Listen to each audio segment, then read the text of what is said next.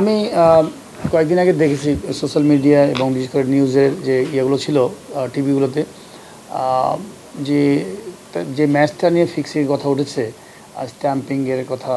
তো এবং আমার মনে হয় যে আপনি যদি দেখেন এটা আবার ডামি করেছে ক্রিকেট বোর্ড, আকসুর বিভিন্ন ডিপার্টমেন্টের মানুষজন মিলে ডামি করেছে মাঠে।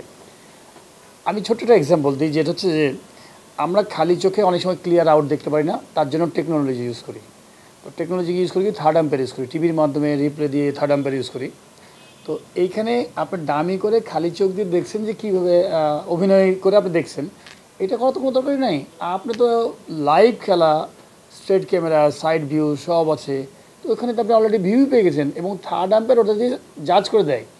তো আমার কাছে মনে হয় যে এই ধরনের মানে অ্যাক্টিং করার তো দরকার নাই। আপনি আউট হয়েছে কিনা আপনি সিম্পল মানুষকে নিয়ে আসেন, ডাকেন, তদন্ত করেন।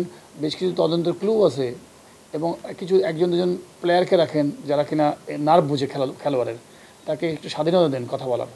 আমি শিওর যে আপনি সুন্দর রাইট ট্র্যাকটা পেয়ে দেন। আপনি দামি করছেন পাবলিক মিডিয়াকে দেখানোর জন্য যে আমরা তদন্ত নেমেছি, এই দেখো আমাদের একটা হাস্যকর। মানে কি, আমি তো অবাক হয়েছি যে যারা এর মানে এই নাটকটা বানানোর যারা অভিনেতা ছিলেন, একদম মানে কোনো কী স্ক্রিপ্ট এটা, যে ওখানে মেন ঘটনা ঘটে গেছে, ওটা দামি করবেন কোথায়? কোনো ক্যামেরা নাই, কিছু নাই, একটা মানুষ এসে খুন করেছে, কিন্তু কীভাবে খুনটা হতে পারে সেটার একটা আপনি ডামি করতে পারেন যে এদিক দিয়ে সে এইভাবে হতে পারে, বা ওই দরজাতে ঢুকছে এইভাবে হতে পারে, সেটা ডামি হতে পারে।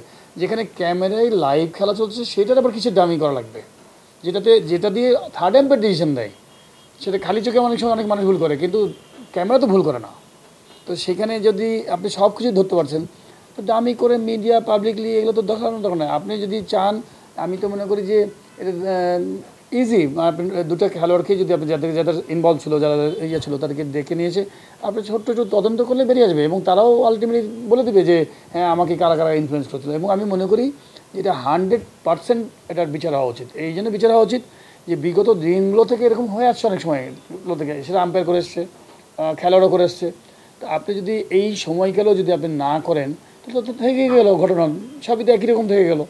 তো এর জন্য এক্সাম্পল তৈরি করা দরকার, করে আপনাকে আস্তে আস্তে করে এই জিনিসগুলো কমাতে হবে। ক্রিকেটকে যে ডেভেলপ করতে হলে, ক্রিকেট প্রত্যেক জায়গায় ভালো কিছু করতে হলে আপনাকে এগুলো কিন্তু পানিশমেন্ট সিস্টেম যেতে হবে।